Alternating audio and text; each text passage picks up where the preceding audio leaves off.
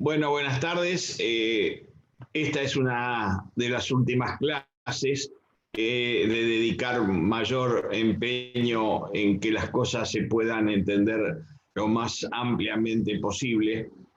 Les paso una notificación porque hoy estaríamos haciendo el parcial de segundo parcial, pero hemos resuelto pasarlo al 30 para que no complicarles el feriado del día de hoy, que es un día no laborable. Nosotros sabemos que ustedes esto lo pueden tomar cualquiera de los días. En cambio, el 30 es un día laborable donde todos ustedes están comprometidos a las 14 horas a estar presentes para formar parte del parcial.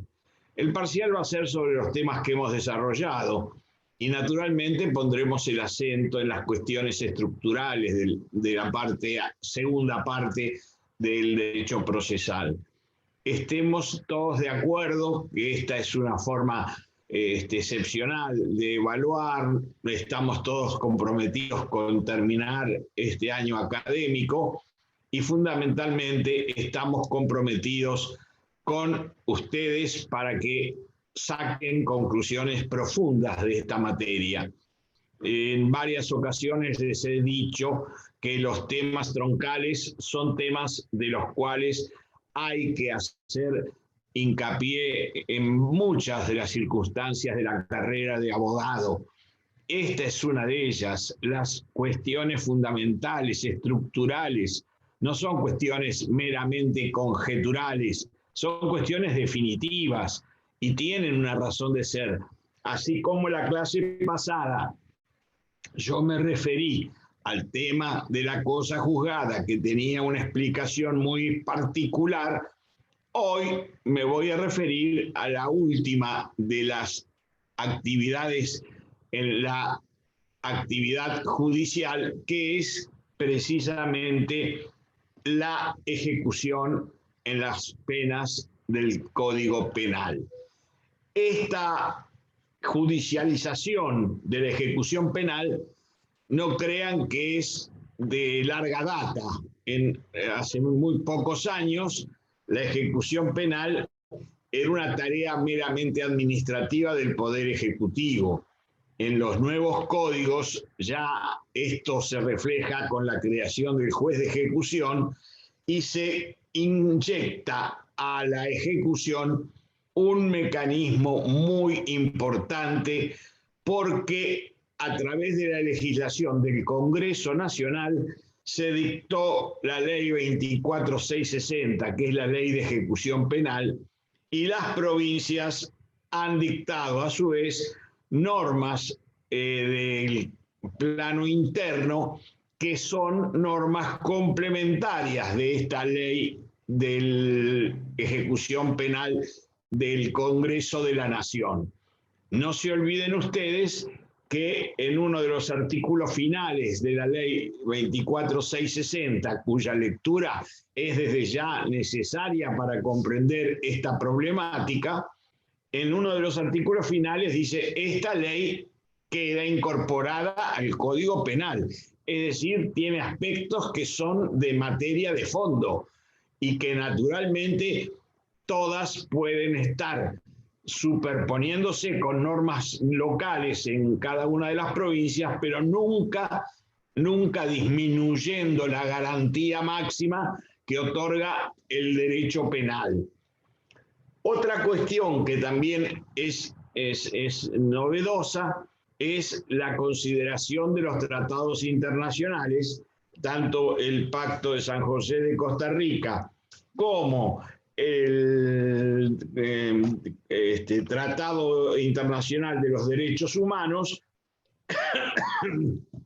establecen en distintos artículos disposiciones constitucionales.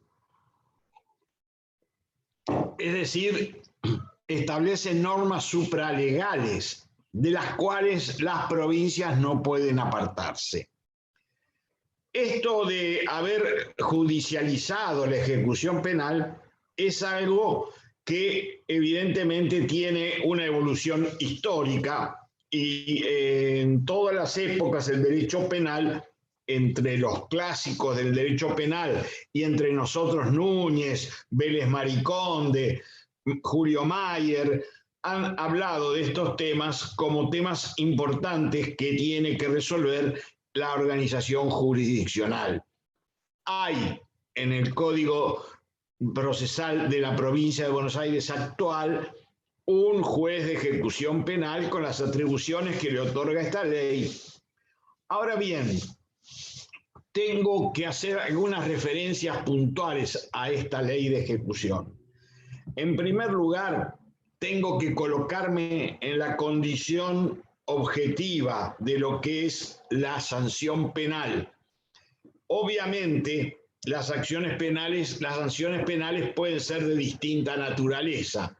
Hay sanciones penales de multa, hay sanciones penales de inhabilitación, hay sanciones penales de prisión efectiva, hay sanciones penales de prisión en suspenso, hay sanciones liberadoras del cumplimiento de la totalidad de la pena, como la libertad condicional. Hay distintos tipos de formas de aplicar la ley penal. Y cada una de ellas estará adecuado al tipo de delito que se trate. Obviamente, algunos delitos son más trascendentes que otros y tienen una vinculación mucho más severa. Tengo que decirles con mucha franqueza, esta es una asignatura pendiente de todas las distintas etapas que hemos transitado en nuestro país desde antaño. No quiero hacer ninguna alusión a determinado gobierno o a determinada etapa de la democracia, pero es una deuda de la democracia para con el sistema penal. ¿Por qué?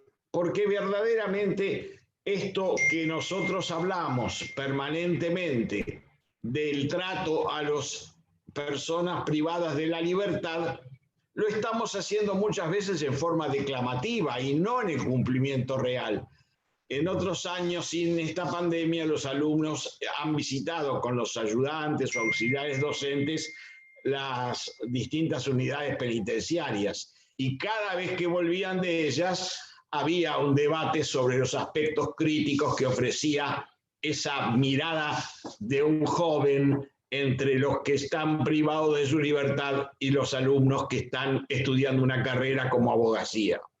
Pero sí puedo decirles con énfasis de que la ejecución penal es la deuda más grande que tenemos con el derecho penal, porque casi diría que se han formado institutos o establecimientos como que no merecerían demasiado la atención y en general se ha burocratizado la ejecución penal, cuanto más con el esfuerzo de mantener el orden dentro del penal.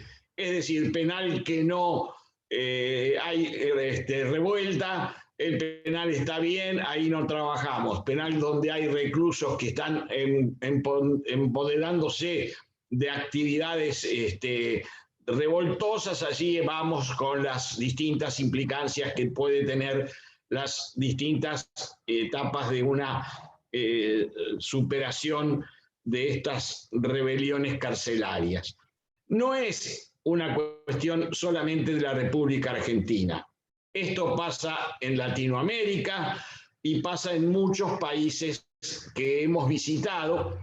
En algunos nos hemos llevado un asombro muy grande, que lo pongo desde ya como ejemplo. En Austria, el director del servicio de ejecución de la pena es un psicólogo y es un hombre civil y está trabajando con los jóvenes que son en general un núcleo a los cuales cabe la palabra de rehabilitación, y muchos de ellos están ejecutando actividades demasiado importantes para dejarlas pasar.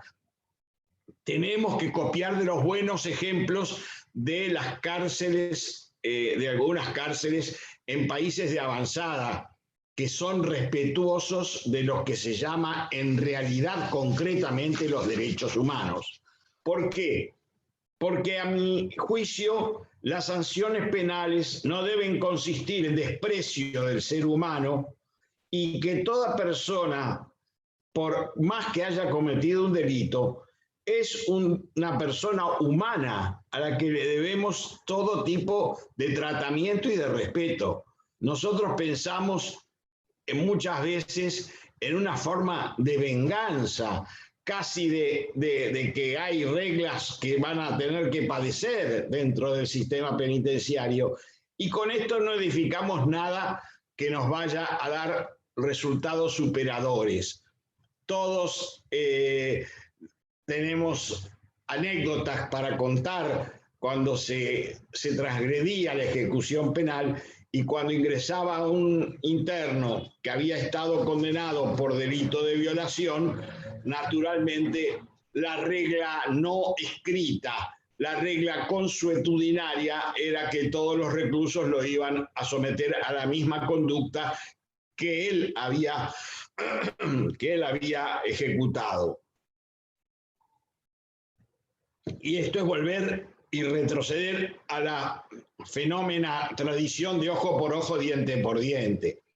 Es decir, que muchas veces en la ejecución penal se ha trabajado muy mal, se ha dejado de lado el concepto de progresividad en la recuperación de la persona, y nosotros hemos visto cómo, con mucho esfuerzo, muchas personas han resultado favorecidas y han resultado recuperadas el sistema penal. Es una mentira, es una falacia partir de la base de que nadie que ha cometido un hecho es irrecuperable. Todo ser humano tiene recuperación 5 minutos antes de su muerte. Esto es algo que nosotros no los debemos olvidar como abogados, porque los primeros derechos humanos que nosotros hemos aprendido en nuestra cultura jurídica es respetar a las personas, cualquiera fuera su condición, como tales y no como sujetos objeto de una extraña forma de castigo. El que dice que el derecho penal es un derecho destinado al castigo está viviendo en el siglo XIX. Y algunos más graves están viviendo todavía en el siglo XV o XVI, es decir, quieren considerar al delincuente como un objeto a la que hay que hacerle pagar con su sufrimiento el hecho cometido. Desde ya les digo que nosotros afortunadamente hemos firmado un pacto que no hemos podido nunca más tener entre nuestra legislación la pena de muerte. Yo particularmente me manifiesto y me he manifestado siempre, aun cuando en la legislación argentina hubo algunos supuestos legislativos en los que se establecía pena de muerte, yo creo que queda por absoluto descartada este tipo de penas. La nación argentina es un país que ha firmado pactos internacionales y ha consagrado como letra suprema la condición de los internos. Esto se lo estoy repitiendo tal vez un poco en forma demasiado puntillosa, demasiado reiterativa, pero no les quiero pedir que reflexionen, porque es la asignatura pendiente que tenemos y que yo espero que todos las personas que están en este momento estudiando el derecho y los jóvenes profesionales del derecho pongan como una regla de oro que tenemos que superar esta vieja antinomia de delincuente y de víctima. Y naturalmente hoy oímos muchas de las reclamos de las víctimas son atendibles, son otra parte de la actividad procesal. Tanta pena, decíamos en algún congreso de ejecución penal, tanta pena como fuere necesaria y no más, tanta pena como se pueda necesitar para el caso concreto, pero no más, ni un día más, ni un día más. Y es realmente algo que nosotros tenemos que bregar por ello. Para hacer un paréntesis, cuento una anécdota. Cuando estábamos en la primera instancia penal, en una oportunidad el cómputo de la pena lo hacía un secretario y el juez lo ratificaba. En aquellos tiempos no había jueces de ejecución. Como les conté en alguna oportunidad, desde los fines del siglo XX, antes de la sanción del Código Procesal, el juez era juez de instrucción, juez del plenario, juez del juicio, era después juez de la ejecución, estaba en todos los roles y había una sobrecarga de tareas, o sea que no se podía controlar absolutamente nada. Esto, afortunadamente, con el Código Procesal, que formamos parte en la redacción en 1997, pudimos superar, dividir las distintas funciones, crear nuevos sujetos procesales, y uno de ellos es el juez de ejecución, que era una deuda que teníamos. Ya lo decía Ricardo Núñez, que era necesario judicializar. Ricardo Núñez es un maestro del derecho penal, que nosotros lo tuvimos siempre en nuestras bibliotecas como obra tradicional del derecho penal, y nos decían que naturalmente el derecho de ejecución es importantísimo en el paso de la función ejecutiva y es necesario que converjan en ellos todos los medios y los recursos necesarios para que sea una verdadera pena de ejecución. Pero vuelvo a la anécdota de lo que quería contarles.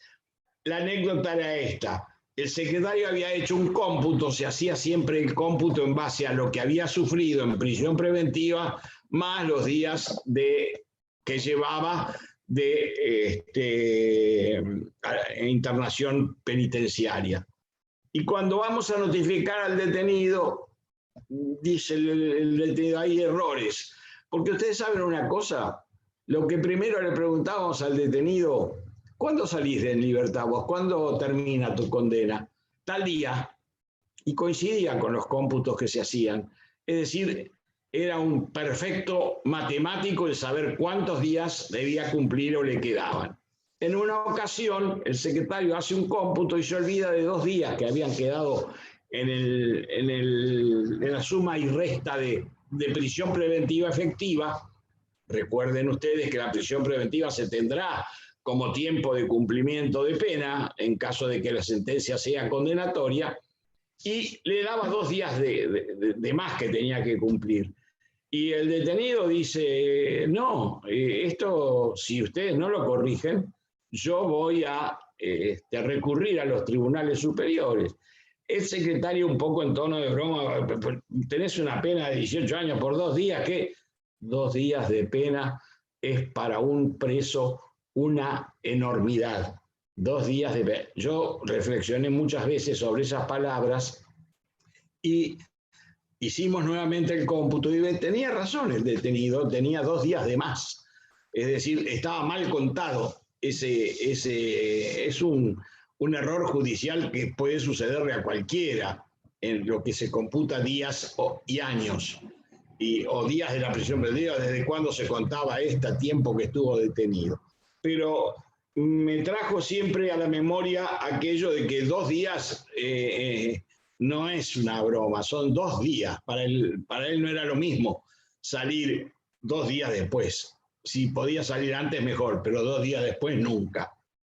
Bueno, ya me he referido a esto y me he referido al Pacto Internacional de Derechos Civiles y Políticos, el artículo 10.3, y la Convención Americana de Derechos Humanos, en el artículo 5.2, que las penas privativas de la libertad tienen como finalidad esencial la reforma y modificación de los condenados, readaptación de los condenados.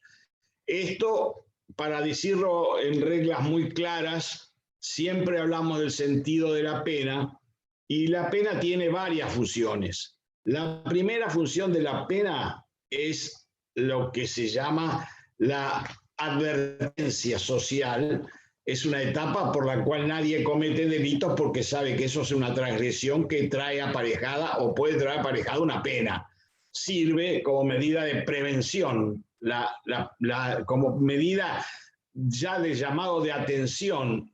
Tengan cuidado que si se comete esta ilicitud puede ser usted sancionado penalmente.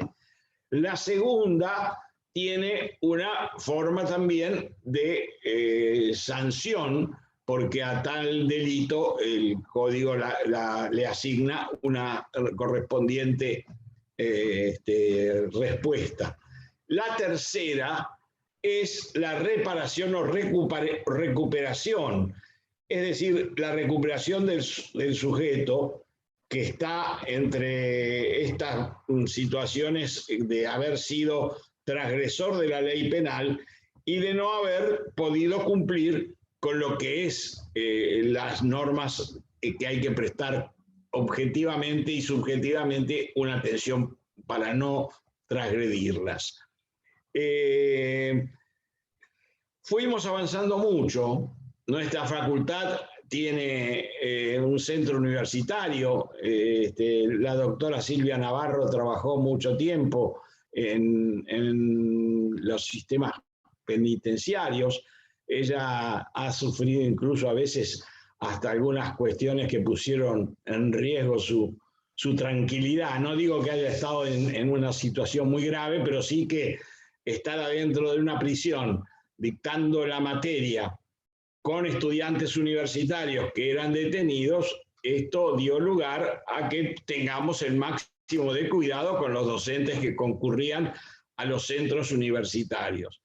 Muchas veces en las mesas de exámenes vienen alumnos del sistema penitenciario a rendir materias de derecho.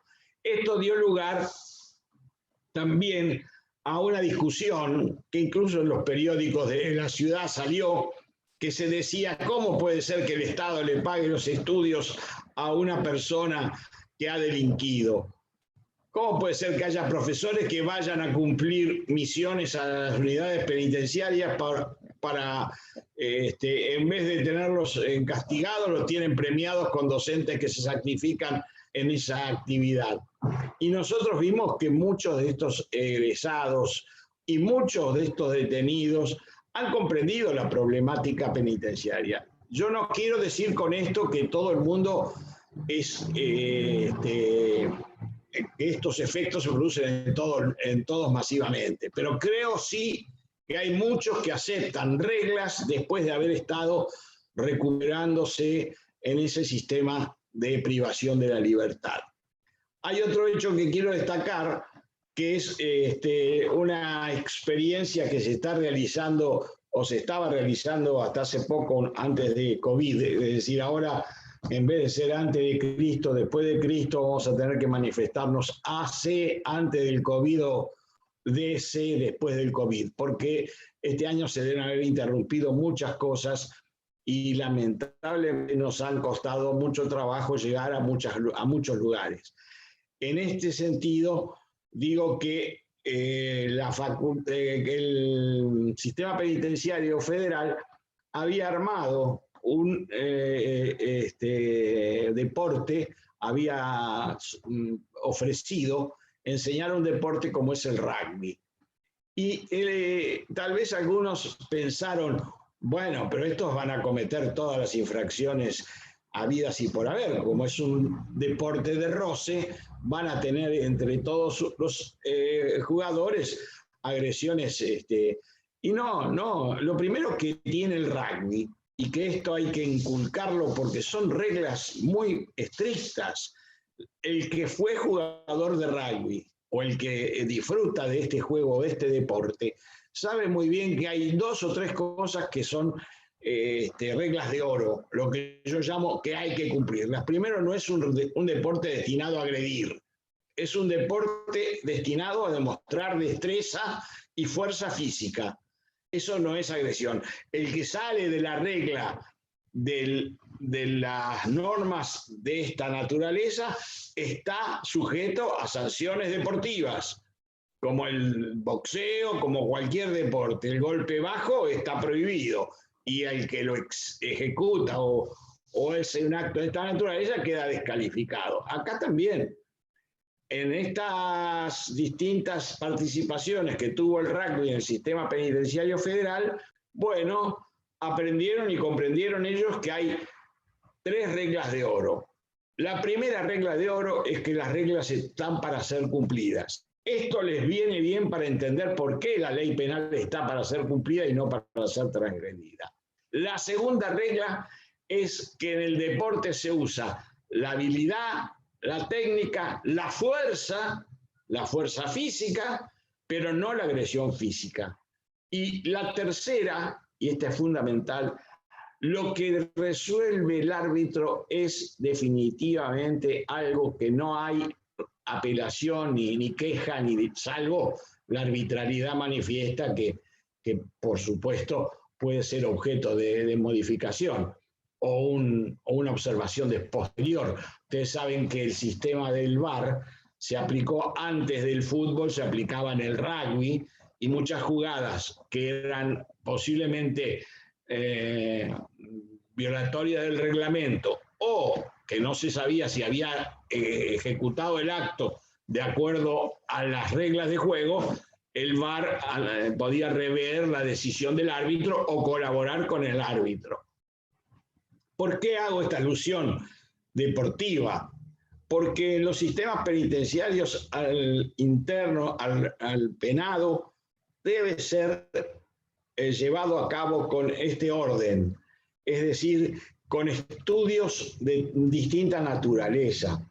Ustedes saben que en general los códigos de ejecución penal hablan de cuatro etapas. La primera etapa es la etapa de observación. Esta es una etapa de 30 días después que el penado está dentro del sistema penal. Es observado, es visitado por psicólogos, es estudiado por sus antecedentes anteriores, es recomendado cierto tipo de cuidados y de tratamientos. Y una de las cuestiones básicas va a ser la segunda etapa, que es precisamente el tratamiento. Individualizar la pena. No es pena general que se aplica a todos por lo mismo. No es lo mismo estar cumpliendo una prisión por una estafa que estar cumpliendo prisión por un homicidio. No es el mismo tratamiento de quien está por hurto de ganado que aquel que está por homicidio en ocasión de robo.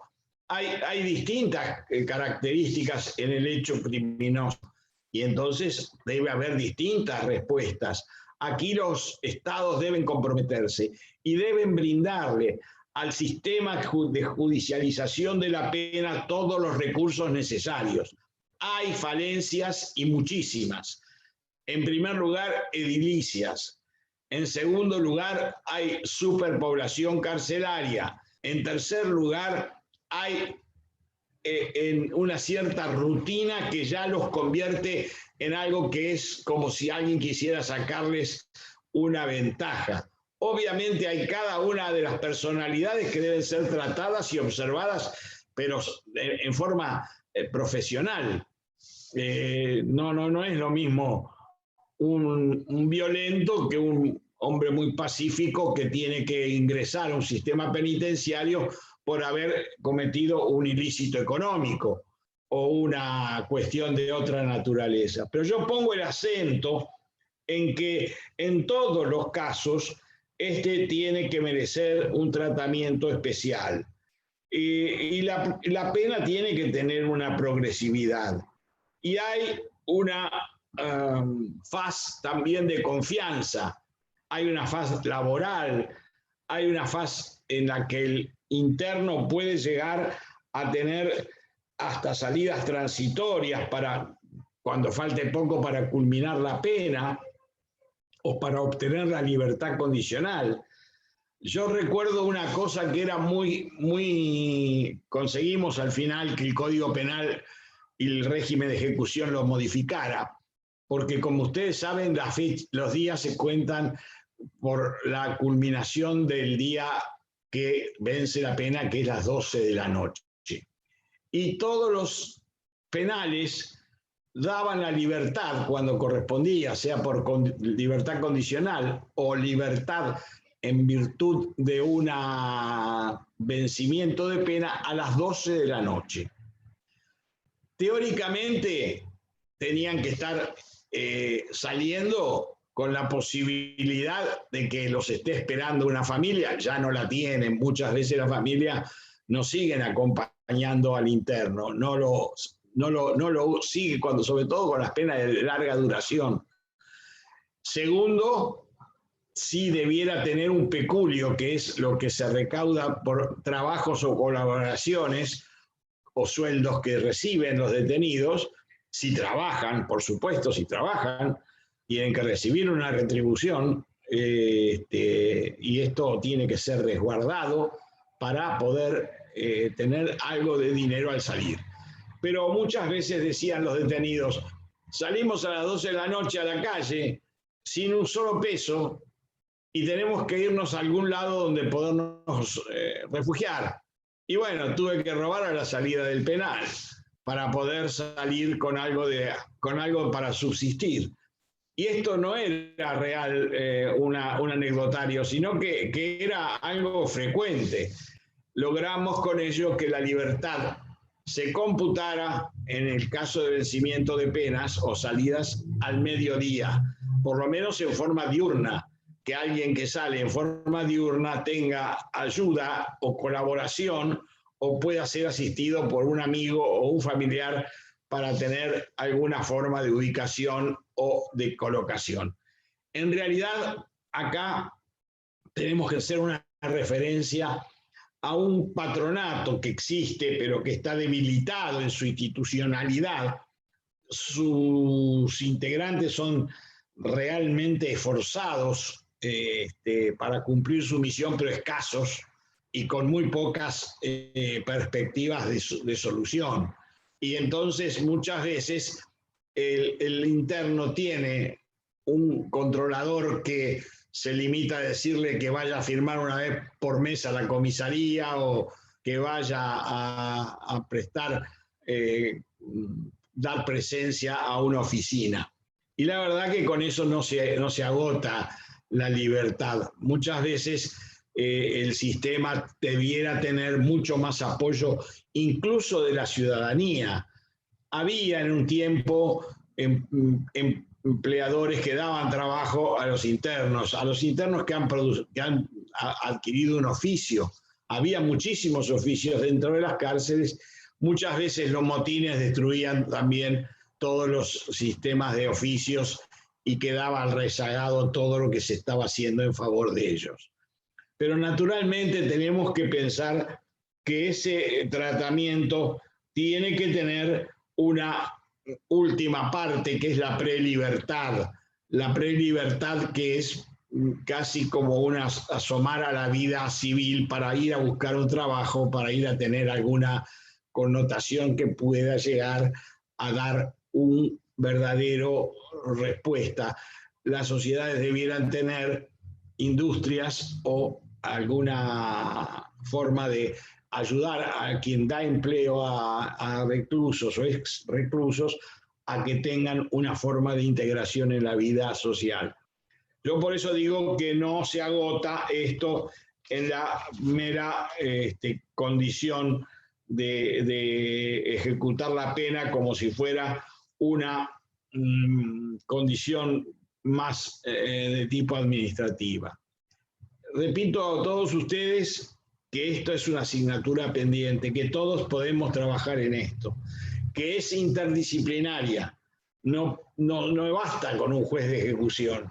Necesita un juez de ejecución cada tanta cantidad de internos o de penados. Necesitamos más jueces con asistentes sociales, con personas con psicólogos que puedan ayudar a que esta supuesta compromiso de que las cárceles no son para castigo, sino para su rehabilitación, tenga un final feliz.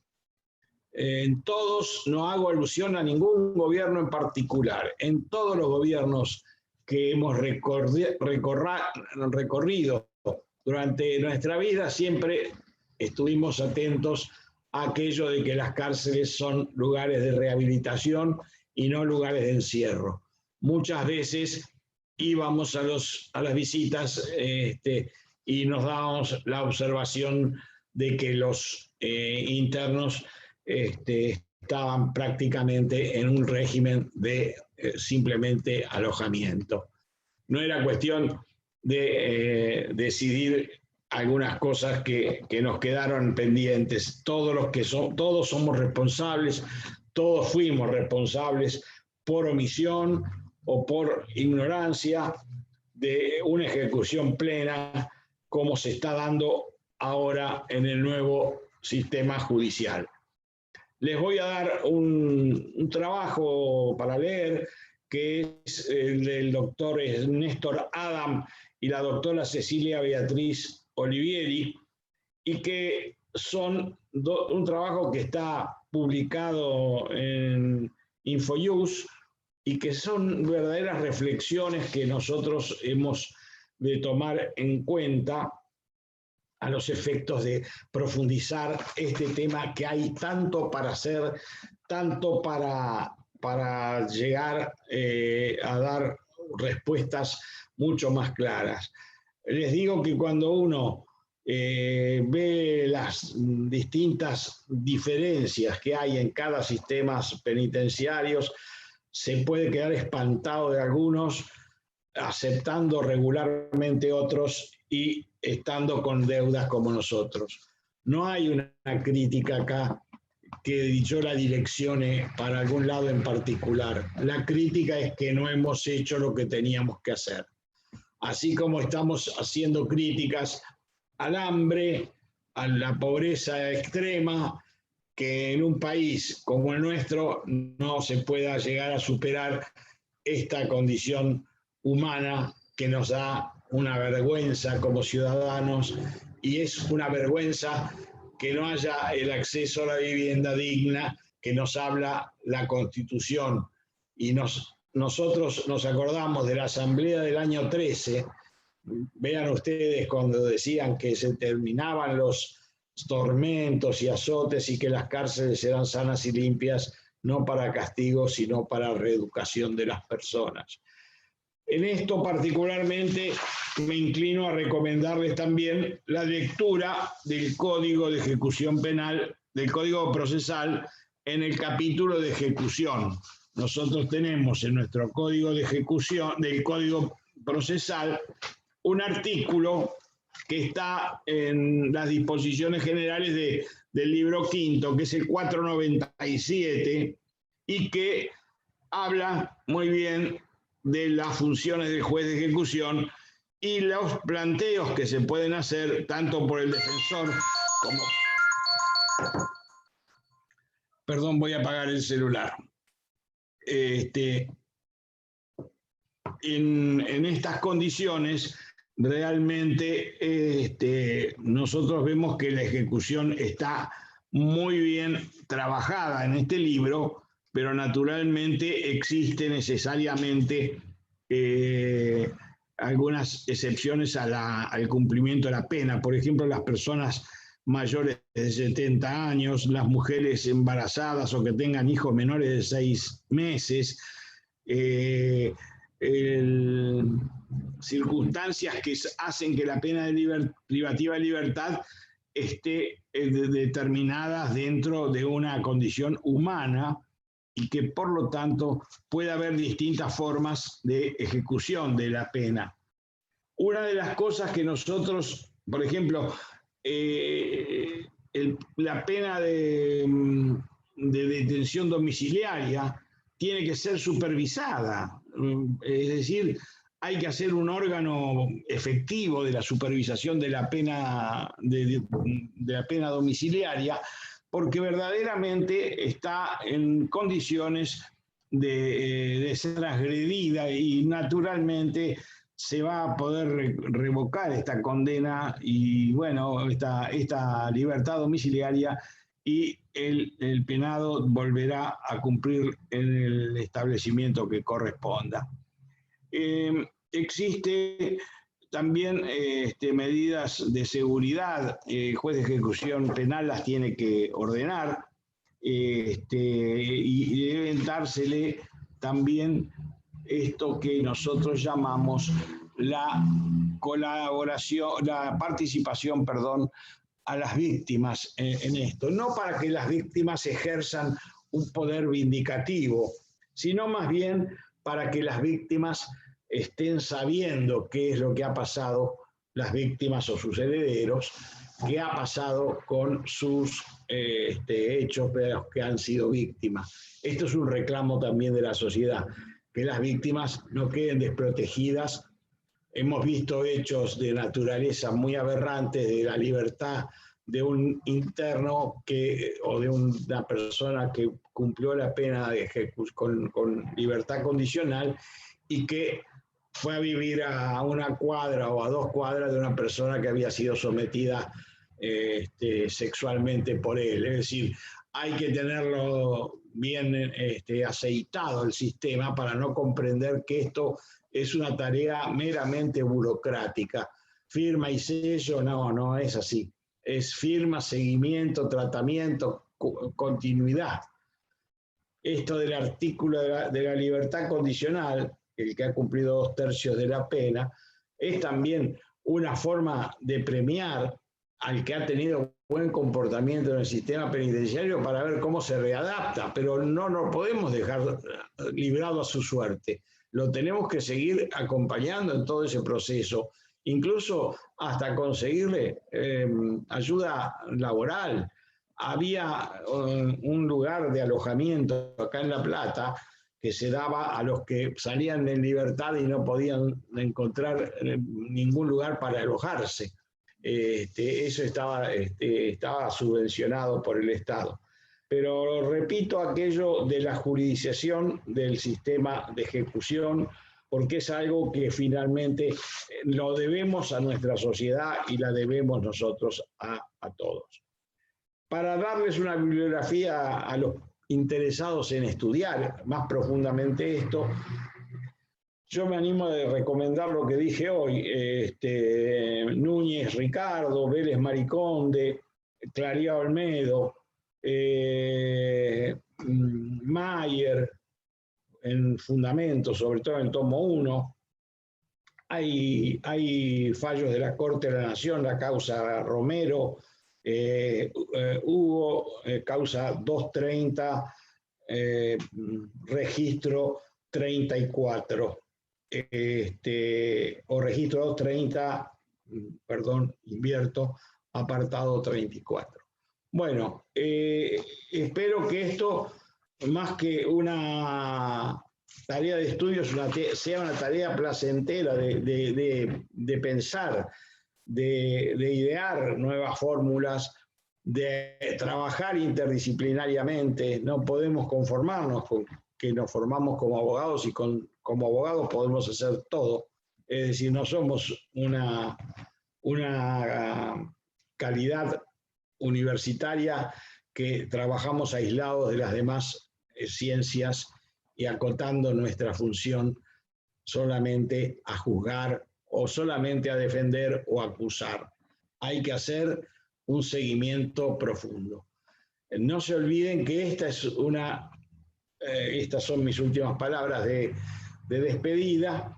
Esta es una de las barreras que nosotros a veces nos encontramos cuando estamos hablando con la sociedad y nos atribuyen que la justicia no es efectiva en sus condiciones cuando las personas vuelven a la reincidencia.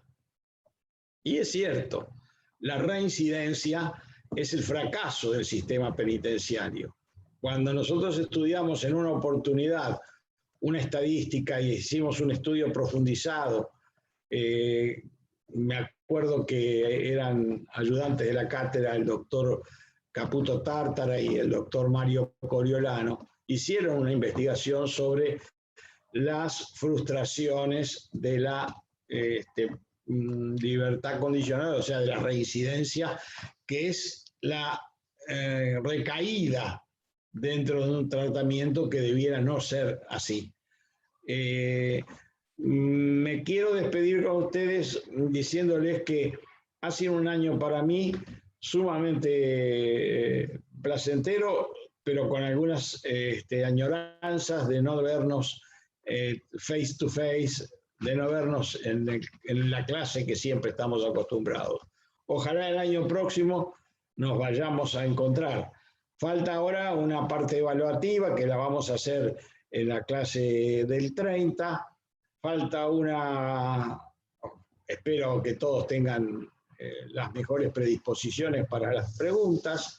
Acuérdense que vamos a tener un tiempo limitado de responderlas y que no estamos exigiendo nada más que el mínimo necesario para decir estas cuestiones han quedado afirmadas en ustedes. No es nuestra misión buscar ningún desaprobado. Nuestra misión es capacitar, evaluar y si pasan la barrera del mínimo necesario, promover.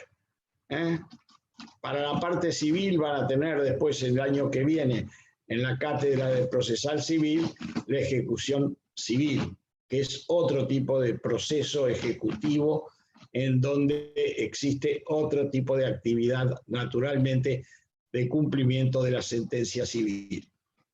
Bueno, ha sido un año de mucho trabajo. Agradezco particularmente a los ayudantes de la cátedra.